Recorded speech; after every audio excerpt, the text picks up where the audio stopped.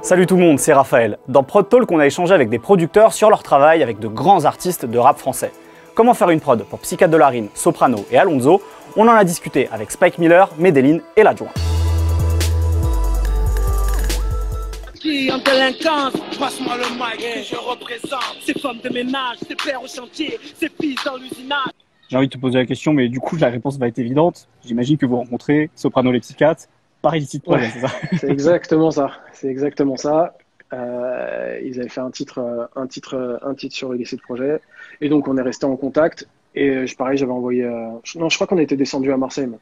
On était descendu à Marseille pour faire un peu écouter des prods et voilà, il en avait sélectionné deux. Il y avait celle-là et une autre qui était avec Mino, mais au final, il y avait un sample encore une fois.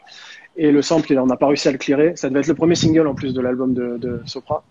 Et on n'a pas réussi à le clearer. Et donc, une semaine, enfin, il a même été mixé, on était au mix. Et, la maison de disque n'a pas fait le taf. Bref, ça a été clear à la dernière minute. Donc, on n'a pas pu le mettre sur l'album. Donc, il restait ce titre-là. Passe-moi le mic. Voilà. Ok. Ce que j'ai bien aimé, moi, à l'époque, quand ce morceau sort, c'est que on sent que vous commencez à capter ce qui se passe dans le sud des États-Unis. Je trouve, tu vois, en termes de rythmique, mais il y a toujours ce truc très Medellin, c'est-à-dire un peu musique de film, justement. Ouais. Cette hybridation, tu sais, ce côté un peu hybride entre deux trucs qu'on n'entendait pas forcément. Moi, j'ai trouvé ça assez cool, tu vois, à cette époque-là. Donc, j'imagine qu'il y avait peut-être cette intention d'avoir ce truc un peu musique de film, en tout cas sur ce morceau-là, quoi. Ouais, grave. De toute façon, je crois que j'ai dû sampler encore un truc. C'est un truc de manga, je crois, à l'époque, que j'avais samplé. Et en fait, ce qui a fait la diff, c'est la rythmique, je pense, sur le groove qu'il y avait, qui est un peu moins traditionnel que ce que je pourrais faire d'habitude. Et je pense que c'est ça qui donne l'originalité à ce titre, et je pense que c'est ce qui a plu à Sopra également. Sur un morceau comme ça, dans lequel vous donnez l'instru à un rappeur, là, par exemple, en termes de réalisation, il y a un truc cool sur ce morceau, c'est qu'il y a plein de rappeurs, tu sais, qui viennent prendre le relais de lui, justement, pour appuyer un peu son propos. Est-ce qu'il y a un échange avec lui, ou est-ce qu'une fois que l'instru est donné, c'est lui qui fait son truc et vous intervenez très peu finalement? Non, en fait, pour celui-là, on a fini tous les morceaux. On était au studio Twin à Paris, je crois. Avant les mix, en fait, on avait des sessions d'arrangement. Donc, par contre, je me rappelle plus. Je crois pas qu'on était là quand elle a fait les prises de voix. Je pense que le morceau était déjà posé. Nous, on allait au studio, on l'a écouté et on a commencé à faire des arrangements un peu, des cuts et tout ça. Et c'était pendant ces sessions-là qu'on s'est dit que ça pourrait être cool d'inviter d'autres rappeurs pour qu'ils disent passe-moi le mic. Et je crois qu'il y avait, je me souviens plus. Je crois qu'il y avait Lino, il y avait Medine. Sur le morceau, il y a. Tu veux dire déjà au moment où vous le faites vous, c'est ça? Non. C'est-à-dire que d'autres rappeurs extérieurs qui sont venus faire passe-moi le mic. Ouais. Je sais que moi j'en ai fait un aussi. Je crois qu'il y a ma voix sur le titre. Steve avait dû en faire un. Il y avait Mej aussi, le DJ de Sopra.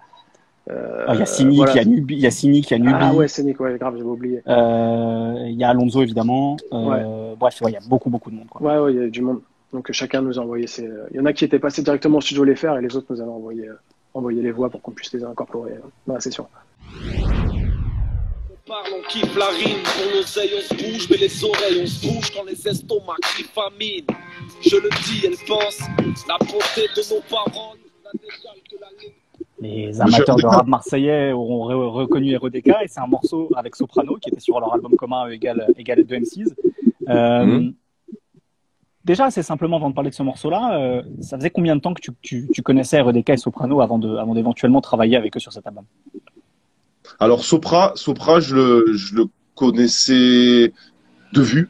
C'est-à-dire qu'on se croisait souvent, tu sais, que ce soit en ville. Marseille, c'est petit, hein, c'est pas Paname, hein, tu croises tout le monde. Surtout à cette époque, comme c'était pas à l'époque, c'était pas une star, tu vois, donc on pouvait se croiser de partout dans un concert, dans un plateau hip-hop ou n'importe. REDK, c'est une grande histoire parce qu'en fait, mon frère, quand moi j'ai commencé à faire du rap, mon frère rappait avec un pote à lui, qui était dans le quartier d'REDK, et on s'est rencontrés chez lui. Tu sais, quand on a enregistré de poste à poste, je sais pas si tu as connu cette période. Ouais. Et donc, REDK, ça remonte énormément. Et après, j'ai commencé vraiment à bosser avec lui depuis 2007. Depuis 2006, quelque chose comme ça. Ah oui, donc ça remonte déjà un moment avant de placer pour eux sur cet album-là, en tout cas. Ouais. Donc, en fait, c'était une histoire logique puisque moi, en fait, si tu veux, je suis un petit peu le bras droit de REDK, tu vois, artistiquement. Il me fait confiance, tu vois, feu vert, j'ai carte blanche et on fonctionne un petit peu comme un binôme, tu vois. Et donc c'était logique que quand RDK et Soprano fassent un album ensemble, que moi je participe à ce projet-là. Alors, dis-moi si je me trompe, mais quand j'ai été voir les crédits de ce morceau, il y a marqué que c'est une coprod. Est-ce que c'est le cas? Est-ce que c'est vraiment le cas ou pas? Poto Isma. Isma. Donc c'est lui à la base qui a ramené ce sample, ce magnifique sample de Damian Marley. Et ensuite, tu sais, on a beaucoup bossé ensemble en fait sur REDK, puisque lui aussi c'est le frérot, tu vois. Donc moi je suis pas contre les collaborations, les trucs, surtout quand le gars il a la couleur qu'il faut apporter. Donc en fait c'était des échanges de bons procédés. Il avait une prod et puis moi je retouchais à ma sauce, tu vois. J'ai rajouté tout ce que je pouvais rajouter dessus. J'ai rajouté la fraîcheur, la rythmique, le truc, tu vois. On a travaillé un peu le truc ensemble. Tu vois, c'est bien quand il y a deux cerveaux sur une prod, des fois c'est intéressant. Te parler de ce sample, comment vous l'avez travaillé? Parce que effectivement, on entend un piano, une voix. Est-ce que c'est toi? Est-ce que c'est Isma? Comment une fois que En vous fait, aviez la matière sonore? Isma a ramené le sample, tu vois. Il a ramené le sample que je trouvais intéressant. Moi, j'ai joué ma petite rythmique, tu vois. Bon, bien sûr, avec ses conseils, tu vois, choix de clap, de conneries comme ça. Ensuite, j'ai joué ce petit piano, tu vois. Mais enfin, c'était vraiment à deux, tu vois. C'est pas te dire lui Mhm. a fait ci, lui a fait ça. Enfin, moi, on va dire que moi, j'étais acteur du truc et que lui me conseillait ou me donnait son avis, tu vois. On est très fluide. Moi, je suis très à l'écoute des gens, tu vois, surtout quand je fais des collabs. Je pense que la musique, c'est un truc qui se partage et tu vois, il n'y a pas de prise de tête. Ouais, tu préfères cette note-là, tu préfères un truc comme ça. Non, ça t'aime pas, vas-y, on le vire, tu vois. C'est pas, voilà, ça s'est passé comme ça, quoi. C'était fluide.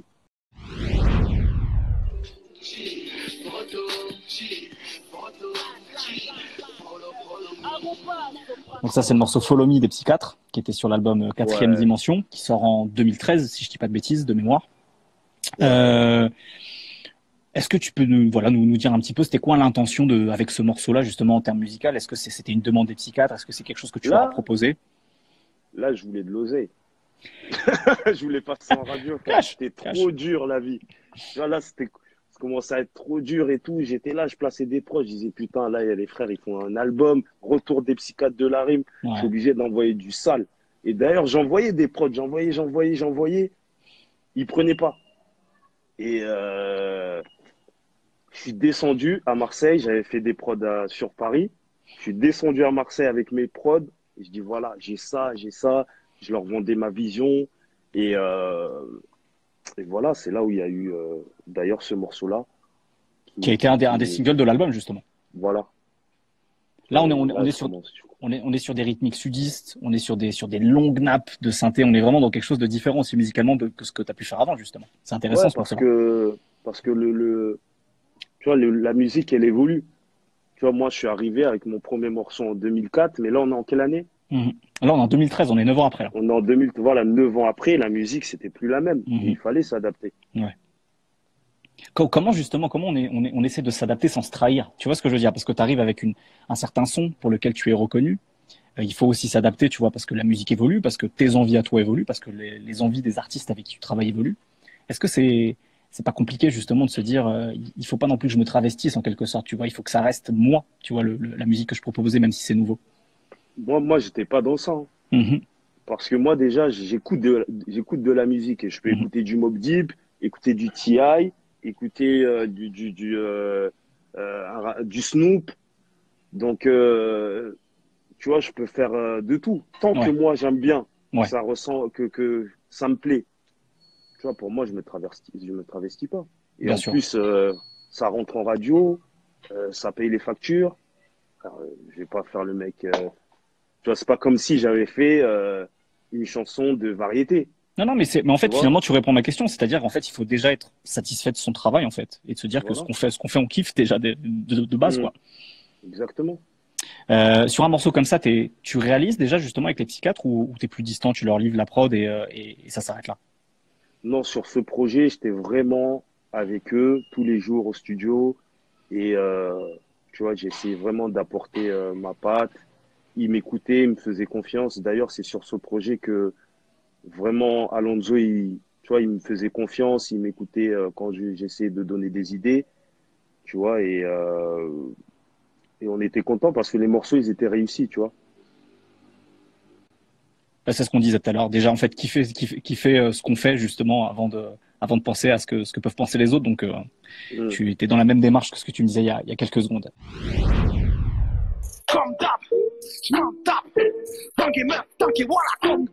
Incroyable morceau. Ouais. Incroyable morceau. Donc ça, pour ceux qui n'auraient pas reconnu, les fous, c'est La Belle Vie d'Alonso qui était sur l'album Règlement de compte. Comment ça s'est fait ce morceau-là? C'est quand même devenu un phénomène ce morceau. Ouais, on va dire, c'est de là qu'est partie, on va dire, la grande histoire avec Alonso. Tu vois, et c'est un morceau fait sur un délire, tu vois. C'est ça qui tue. Tu vois, on s'est pas dit, ouais, allez, on va faire un banger comme si, tu vois, c'était un délire. Même Maga dit, c'est une bague. Tu vois, la belle villeuse, tu vois, c'est des phrases qui sortaient comme ça à la rigolade. Tu vois, la prod, je lui dis, ouais, je vais la finir plus tard. Et quand il a posé, on s'est dit, mais en fait, j'ai besoin de rien rajouter, en fait. On l'a laissé comme ça. Et franchement, ce morceau, classique. Bah ouais, de ouf, de ouf. J'ai l'impression, dis-moi si je me trompe, mais j'ai l'impression que ce Ouais, morceau, Alonso, il a des classiques, en vrai. bien sûr, Voilà. bien sûr, les psychiatres et lui en solo, bien sûr. J'ai l'impression, dis-moi si je me trompe, et ça se trouve, Alonso, il va me troller là en commentaire s'il dit ça, mais j'ai l'impression, tu sais, que avant Alonso, en solo, il était très écouté peut-être dans le sud et assez peu en Île-de-France, tu vois, ou en tout cas dans d'autres régions, tu vois. Et j'ai l'impression que ce morceau-là, d'un seul coup, il est arrivé dans les discussions, tu vois. J'ai l'impression que ce morceau, ça l'a un peu, avec beaucoup de guillemets, tu vois, réinstallé. J'ai l'impression que ce morceau, comme tu dis, tu sais, c'est un classique, tu vois, que Mm. vous avez vraiment créé un événement un peu avec ce morceau. Ouais. Est-ce que t'as la même perception que moi ou je me trompe?